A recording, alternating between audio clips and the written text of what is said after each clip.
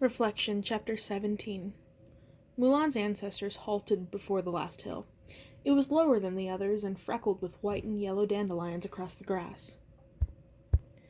Ren poked at the hill with his cane, and Mulan saw multiple demon head medallions appear, speckling the dry grass with red, glowing eyes. Underneath the teeth of the two bronze medallions were rings, door handles. With one tug, Ren parted them, revealing a door under the grass. He walked straight into the hill. Mei was next. Shishi balked. This could be a trap. It wouldn't. Relax, Guardian, said Lai Wei. It's a portal that will take you to the 97th level. That's as high as we're allowed to go anyway. I'll go first, Mulan said to Shishi. Before he could protest, she slipped into the hill, her foot landing on a narrow brick path. Inside the hill was another hive, much like the one she'd seen from the bridge when she'd first entered the gates. It was like looking up an endless well, except each stone was a different chamber. Most were bleak, rocky, cavernous rooms, but others held forests and stone deserts and tempestuous thunderstorms. Mulan saw demons laboring over a stone furnace in one, and a village of ghosts in another. She tried searching for any sign of the vermilion gates at the very top of the hive, but her eyes couldn't see so far. Taking her place behind Ren, Mulan followed the thin brick path as it wound up and up the cave. Often the path forked into a maze of winding serpentine lanes, so Mulan reminded herself to be grateful Ren knew the way. Shang followed, then Shishi, who landed so wide he almost fell off the brick path. It was when Mulan noticed the pathway beneath her was floating. Beneath them was an infinite tunnel of darkness. This isn't very promising, the lion muttered, throwing a glance about the cave's interior. It isn't the most scenic route, said Ren, but it's fast, and the demons won't think to look for you here. Only veterans of Daiyu know all the shortcuts. Would you care to explain why you are a veteran of Daiyu? Shishi grumbled. I think a monk shouldn't be here at all. I had a few shortcomings, Ren admitted, but I'm bound for heaven soon, as you can see by my aura. What kind of shortcomings? Mulan wondered. She would have asked, but Ren was the only one of her ancestors who hadn't questioned her identity. She thought it fair not to do the same for him. Still, for a monk, his pockets jangled rather noisily. Maybe it's full of pebbles, or stones. Who knows what ghosts in Daiyu collect? Mulan pushed aside her doubts and focused on her surroundings. The smells changed rapidly. Wafts of wood fire and cinnamon and sometimes dead fish. Mulan had also heard shouts and screams from far away. Where there were stairs, they were narrow and rough. Shishi climbed them 5 at a time, keeping pace with Mulan's ancestors, who had no trouble floating up and up. The stairs are for the demons, Ren explained. Mei snorted. It helps keep them in shape. Most of them get lazy for 1,000 years. Can all ghosts fly? Mulan asked. The longer you've been here, the better you are at it. Ren tilted his head at Shang. I'm guessing you haven't mastered your unearthly talents yet. No. You won't have to, Ren said matter-of-factly. You're not staying here long. How can you tell? Shang asked. I don't look any different from you. Our colors. Ren compared his ghostly aura to Shang's. They were nearly the same shade of blue, Mulan noted. Most of the ghosts she'd seen had been either yellow or red. His aura was green, almost blue, like the eye of a peacock feather. Once you turn blue, it means you're either going to be reincarnated or you're bound for heaven. I'm guessing you're the former. Those bound for heaven usually don't stick around the lower parts of Daiyu. The bandit ghosts are red, Mulan remembered. What does that mean? Red means you have a long time to serve. Behavior in Daiyu is closely monitored, just as it was in the real world. King Yama's put a stamp on all of us. Only he knows how long we're here. But our colors are a hint. When we get closer to blue, that means our time is coming up, or we've done something to deserve getting out of this place. The Li family has no one lingering in Daiyu, Shishi grunted. Clearly the Fa family isn't as distinguished. Why are you all here? Mei glowered at the lion. What do you mean, why are we all here? Lai Wei peered at her, his jowls sagging over his neck. You know what he means. Not everyone in the Fa family's been honorable, you know. I'd say some of us bring the family name down more than others. He stroked his chin, studded with short white hairs. How many hundreds did you have again, Mei? You're not one to talk about reputation, May retorted. You think you get to take the high road because your parents were acupuncturists. Why don't you tell them why that business didn't survive? Oh, because you killed one of the patients. It was an accident. Listening to them, Mulan wanted to roll her eyes. Are you always like this? She asked Ren. Try living with them for centuries, Ren replied with a dry chuckle. Careful, he said, looking up. Watch your head, Cousin Ping. Mulan hunched over, thankful for the warning. The ceiling lowered sharply, and Shishi was the first and only one to hit his head. Serves you right, May trilled to the lion. Shang straightened his back once the ceiling returned to its normal height. Where are we? We have to make a few detours, Lai Wei said, stifling a yawn. His heavy eyelids blinked at Mulan. I hope they'll be inspiring for you, young Ping. If I'd seen all this, I would have lived my life quite differently. We're passing the Chamber of Rocks on your left, May narrated. Don't stop and stare.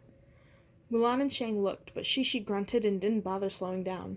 Inside the Chamber of Rocks were hundreds of ghosts, all chained to black lacquered columns. Each ghost carried a rock above its head so heavy that if it fell, it would certainly crush him. Mulan didn't look at them without feeling pity. Don't mind them, said May. I had to do it for a while, too. 12 years, 34 days, and 5 hours. She shuddered. It's best not to pay them any heed. Is this how ghosts are punished? Mulan asked. If you deserve it, said May airily, or if King Yama's in a bad mood when you greet him.